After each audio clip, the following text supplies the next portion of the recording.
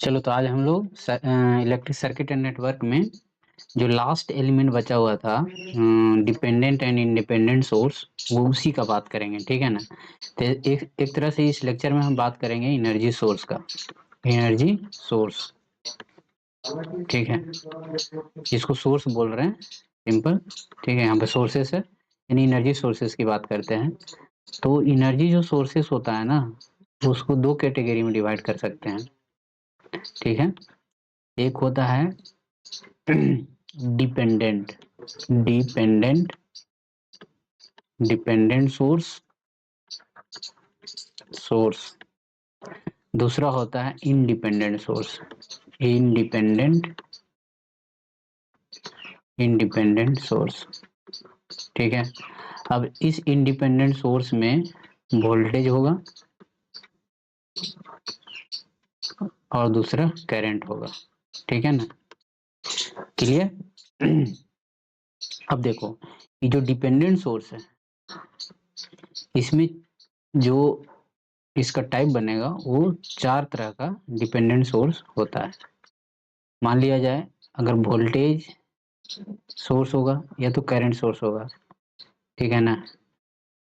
अब देखो, ये वोल्टेज सोर्स जो है वो डिपेंड करता है कि ये जो वोल्टेज सोर्स होता है, यहाँ लिखा हुआ डिपेंडेंट सोर्स, ये वोल्टेज सोर्स किसी और के करंट या वोल्टेज पर डिपेंड करता है। तो इसको लिख सकते हैं कि voltage controlled voltage source. Simple ऐसे लिख सकते हैं, इसी को बोल सकते हैं वोल्टेज डिपेंडेंट वोल्टेज सोर्स। ठीक है, ऐसे लिख सकते हैं। ये है करंट, ये किसी और के करंट या वोल्टेज पर डिपेंड कर सकता है। तो यहाँ पे अगर लिख सकते हैं हम लोग सिंपल, एक काम करो पहले वोल्टेज ही लिख लो। ठीक है। देखो, ये वाला वोल्टेज जो है ये है वोल्टेज कंट्रोल वोल्टेज सोर्स, यानी कि वोल्टेज कंट्रोल वोल्टेज सोर्स। ये वोल्टेज पर ही डिपेंड कर रहा था ये वोल्टेज। अब करंट पर डिपेंड कर सकता है, तो लिख सकते हैं वोल्टेज कंट्रोल करंट सोर्स। फिर दूसरा भाषा में लिख सकते हैं इसको भी, यानी वोल्टेज डिपेंडेंट करंट सोर्स। फिर करंट हो सकता है, तो करंट होगा तो इसको लिखेगा करंट कंट्रोल वोल्टेज सोर्स। इसको लिख सकते हैं फिर करंट कंट्रोल करंट सोर्स। ठीक है, इस तरह से चार कैटेगरी बनेगा इसमें। इसको और क्या लिख सकते हैं, सिंपल लिख सकते हैं इसको हम लोग करंट डिपेंडेंट वोल्टेज सोर्स। इसको क्या लिख सकते हैं, करंट डिपेंडेंट करंट सोर्स। ठीक है, तो इस तरह से हम लोग चार कैटेगरी बनेगा टोटल। ठीक, तो डिपेंडेंट सोर्स चार कैटेगरी का होगा। ठीक है। अब इसका डिफिनेशन हम बाद में बात करेंगे, लेकिन ये कहीं लिख सकते हो तुम लोग, ये डायग्राम बना भी सकते हो। ठीक है, मेन जो हुआ डिपेंडेंट इंडिपेंडेंट सोर्स का बात करते हैं, तो इंडिपेंडेंट सोर्स की क्लासिफिकेशन हम लोग इस तरह से करते हैं। अब इंडिपेंडेंट सोर्स में ये जो सोर्सेस है ना, किस तरह का है, इंडिपेंडेंट इंडिपेंडेंट।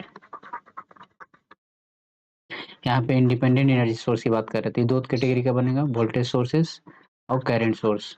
अब वोल्टेज सोर्स में फिर ideal voltage source, practical voltage source, और करंट सोर्स में भी आइडियल करंट सोर्स और प्रैक्टिकल करंट सोर्स। ठीक है, तो इस तरह से ये कंप्लीट हो जाएगा। ठीक है, ये पूरे मतलब इसमें पढ़ना ideal voltage source, practical voltage source क्या होता है, आइडियल करंट सोर्स और प्रैक्टिकल करंट सोर्स क्या होता है। ठीक है, सिंपल। ठीक है। चलो तो वन बाई वन देखेंगे। इसमें पहला नंबर करना क्या है कि पूरा जितना भी डिफिनेशन होगा उसको याद रखना होगा, क्योंकि डिफिनेशन भी पूछा जा सकता है, सब्जेक्टिव पूछा जाता है, और सब चीज में जो भी यहाँ पे इम्पोर्टेंट कॉन्सेप्ट है वो याद रखना होगा, क्योंकि ऑब्जेक्टिव यहाँ से 101% आता है। ठीक है, चलो। देखो, पहले जो हम लोग देख रहे हैं इसको हम बात करते हैं आइडियल वोल्टेज सोर्स को। ठीक है, समझे। देखो यहाँ पे लिखा हुआ sources are classified as a voltage source, current source, इसको फर्दर हम लोग क्लासिफाई कर सकते हैं डिपेंडेंट और इंडिपेंडेंट में।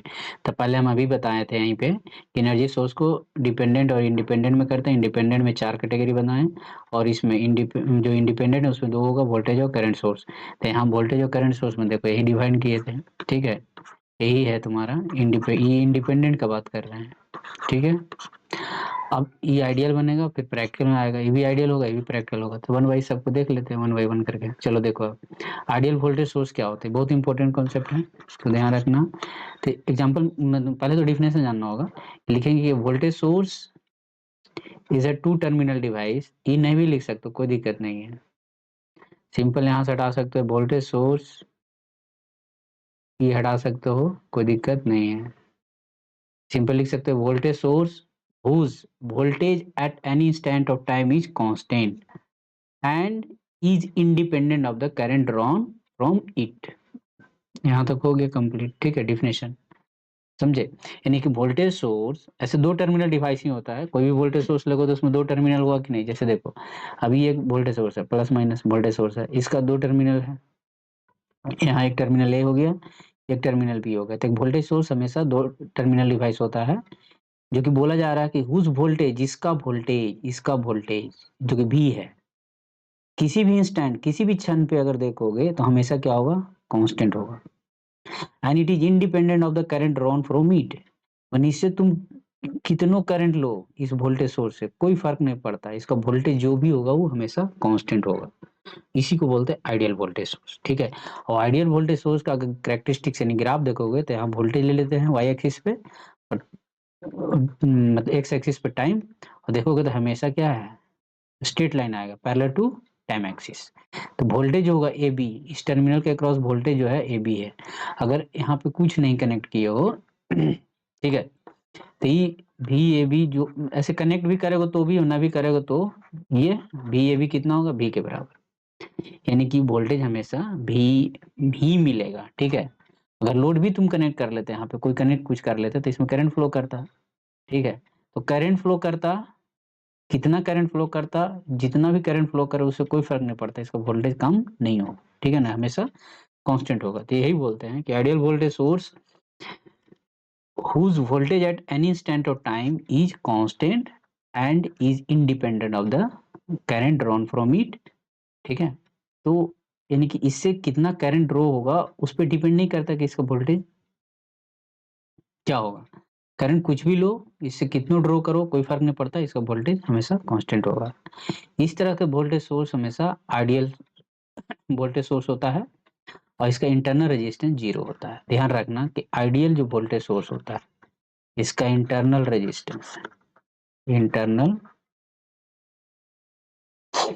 इसका इंटरनल रेजिस्टेंस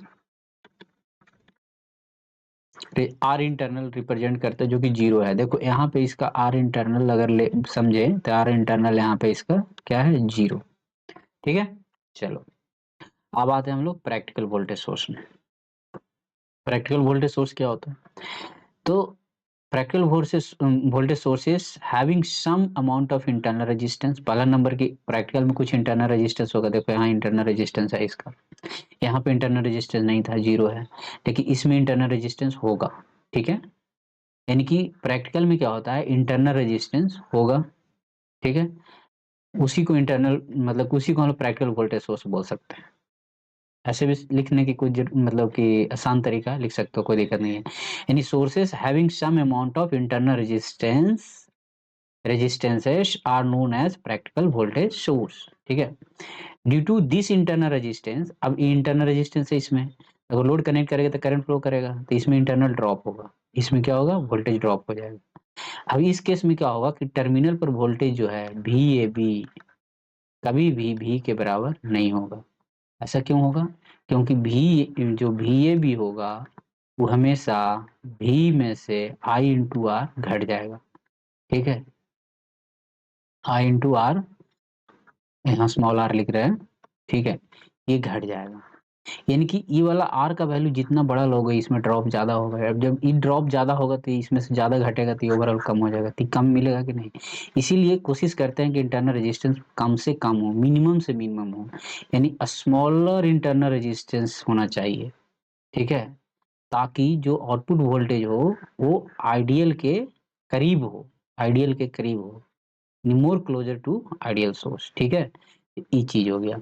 या तो ऐसे लिख दो, या तो सिंपल हम लोग डिफिनेशन और कैसे लिख सकते हैं कि लिख सकते हो कि a voltage source whose voltage at any instant of time is not constant, it is dependent on the current drawn from it।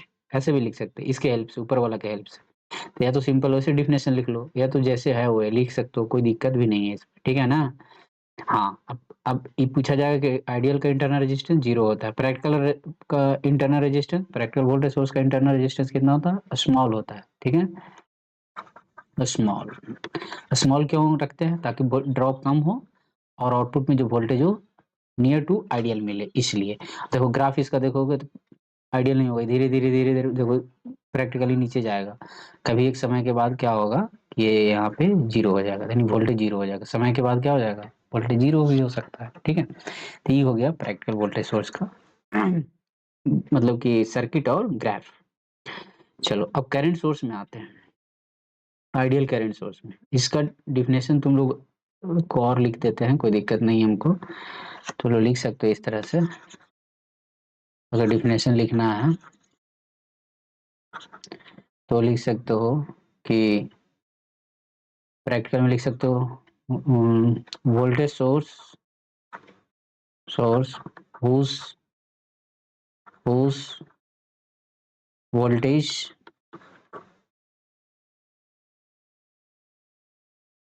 Whose voltage does not constant at any instant of time,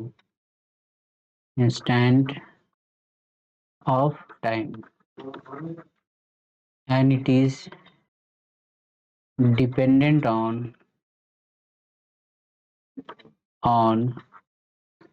current drawn from it, drawn from it।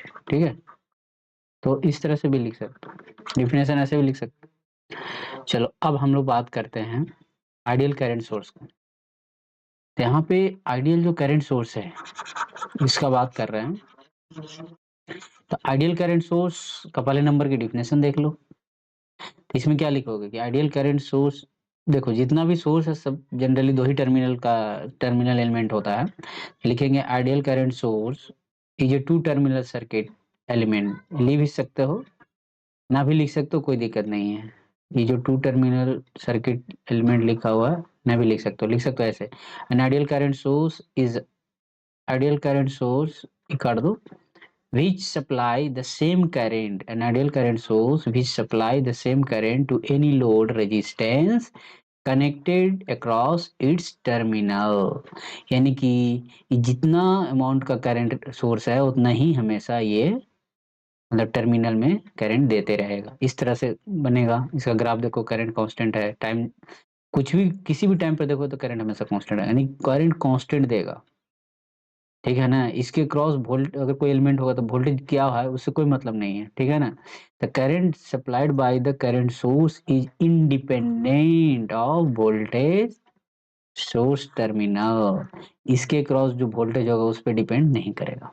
ठीक है ना, लिख सकते हैं कि an ideal current source which supply the same current या constant current to the load connected across its terminal which is independent of the voltage of the source terminal। ऐसे भी लिख सकते हैं। ठीक है, सिंपल ऐसे लिख सकते हो, लिख दे an ideal current source, current source which supply supply constant current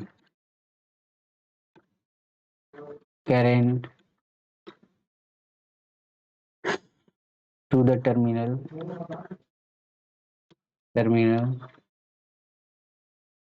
and independent independent of the voltage, independent of the terminal voltage, terminal voltage। ना वोल्टेज। इस तरह से हम लोग इसको लिख सकते हैं, फिर ग्राफ बना देना है, ठीक है, क्लियर। तो ऐसे लिख सकते हैं इसको, अब तुम लोग लिख सकते हो अपना लैंग्वेज में भी, ठीक है। तो अभी तो हम इसको रहने देते हैं, कोई दिक्कत नहीं है, ठीक। चलो अब इधर आते हैं, देखो अब प्रैक्टिकल करंट सोर्स। तो प्रैक्टिकल करंट सोर्स में क्या होगा कि जो करंट होगा, प्रैक्टिकल करंट सोर्स, देखो एक चीज और देख लो यहाँ पे इसका इंटरनल रेजिस्टेंस यहाँ पे इनफाइनाइट था, ये आइडियल है ना। इधर गया करंट सोर्स यहाँ पे इसमें कोई इंटरनल रेजिस्टेंस कनेक्ट पैरेलल में नहीं किया हुआ है। देखो करंट सोर्स के इंटरनल रेजिस्टेंस यहाँ पे रहता है, लेकिन यहाँ पे है नहीं, ओपन है। ओपन सर्किट है तो इंटरनल रेजिस्टेंस इन्फिनिटी हुआ है, क्या है, इन्फिनिटी।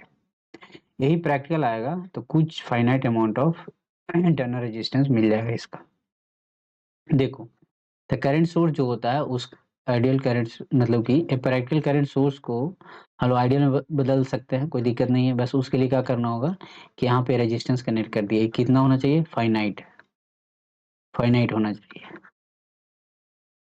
मतलब कि लार्ज एंड फाइनाइट होना चाहिए, बहुत ज़्यादा बड़ा होना चाहिए एंड लार्ज एंड फाइनाइट, ठीक है, ये होना चाहिए। तो कोई प्रैक्टिकल करंट सोर्स को डायरेक्टली हम लोग आइडियल करंट सोर्स में बदल सकते हैं। बस उसमें क्या कर देंगे कि इंटरनल रेजिस्टेंस कनेक्ट कर देंगे। इंटरनल रेजिस्टेंस कनेक्ट करने का मतलब वो इंटरनल रेजिस्टेंस बहुत ज़्यादा होना चाहिए, लार्ज एंड फाइनाइट होना चाहिए। अगर इन रेजिस्टेंस ना बोल के कंडक्टेंस बोले तो कंडक्टेंस कम होना चाहिए, क्योंकि रेजिस्टेंस जो होता है कंडक्टेंस के उल्टा होता है कि अगर इसका डिफिनेशन लिखना चाहोगे तो लिख सकते हो, यानी current source, source source source यहाँ पे बीच कर दो,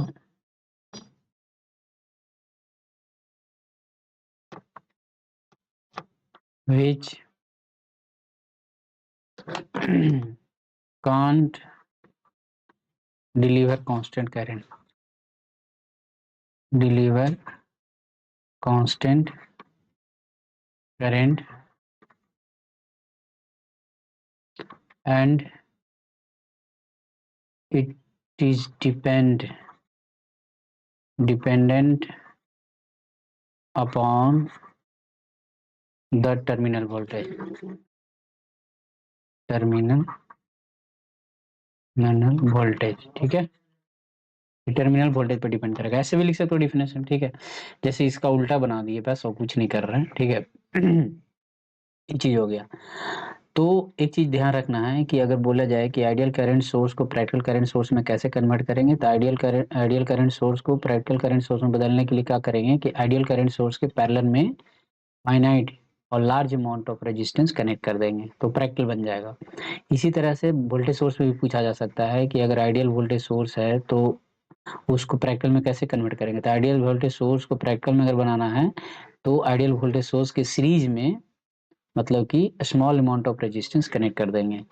और इसमें करंट में अगर जो करंट सोर्स के लिए पैरेलल में कनेक्ट करते हैं और वोल्टेज सोर्स के लिए सीरीज में कनेक्ट करते हैं, बस इतना कॉन्सेप्ट याद रखना है, ठीक है। देखो यहाँ पे इस सीरीज में कनेक्ट हुआ था और यहाँ पे देखो यहाँ पे तो ये ओपन था, है ना, लेकिन इसके अगर प्रैक्टिकल बना रहे हैं तो इसमें पैरेलल में कनेक्ट कर दिए, ठीक है। अब इसका ग्राफ हमेशा इस तरह से होगा, ठीक है, डाउनवर्ड, धीरे धीरे कहीं ना कहीं जीरो भी हो सकता है, ठीक है, ये हो गया। अब आप ये सब जितना भी जो था वो इंडिपेंडेंट सोर्स को समझाने के लिए हम लोग यूज किए थे, ठीक है। अब बात ये है कि इंडिपेंडेंट सोर्स जो होता है ना, इंडिपेंडेंट सोर्स, ठीक है, इंडिपेंडेंट वोल्टेज सोर्स जो होता है is characterized by a terminal voltage which is completely independent of the current through it। जैसे ये एक डीसी वोल्टेज सोर्स है तो इसमें करंट क्या जा रहा है नहीं जा रहा है इससे कोई मतलब नहीं, इसका टर्मिनल वोल्टेज जो है उसी से पता चल जाता है। इसका मेन जो खासियत है उसका टर्मिनल वोल्टेज मान, मतलब कि बताता है, इसमें करंट कितना जा रहा है क्या हो रहा है उससे कोई मतलब नहीं है। फिर इस तरह से एसी को रिप्रेजेंट करते हैं हम लोग, ठीक है। अब ये इंडिपेंडेंट डीसी वोल्टेज सोर्स हो गया, ये डीसी वोल्टेज सोर्स है, ये एसी है इंडिपेंडेंट एसी वोल्टेज सोर्स। और इंडिपेंडेंट को हमेशा सर्कल से रिप्रेजेंट करते हैं और डिपेंडेंट को हमेशा डायमंड शेप से। ये डायमंड शेप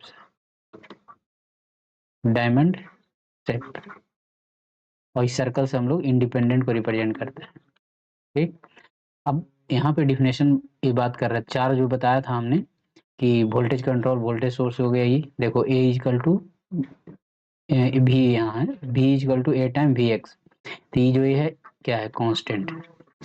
और ये वी एक्स क्या है, वो अदर सर्किट वोल्टेज है, अदर सर्किट वोल्टेज,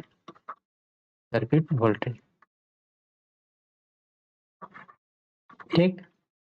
इसी तरह से ये जो चारों है, 1 2 3 4, चारों डिपेंडेंट है। ये सब डिपेंडेंट का बात कर रहे हैं।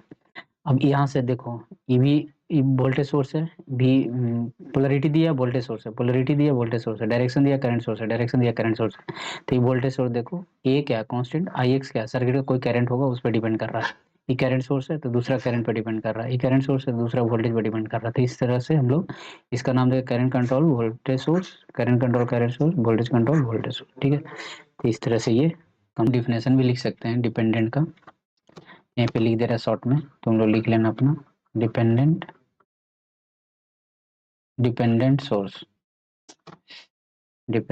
सोर्स। इसमें होता क्या है कि डिपेंडेंट सोर्स में लिख सकते हैं कि dependent source whose output, short में लिख रहा है output depends upon some other voltage or current in a circuit, ठीक है। तो इस तरह से कंप्लीट हो गया पूरा सोर्स। ठीक है, ओके बाय। वीडियोस बनाने हैं, फिल्मोरा है ना।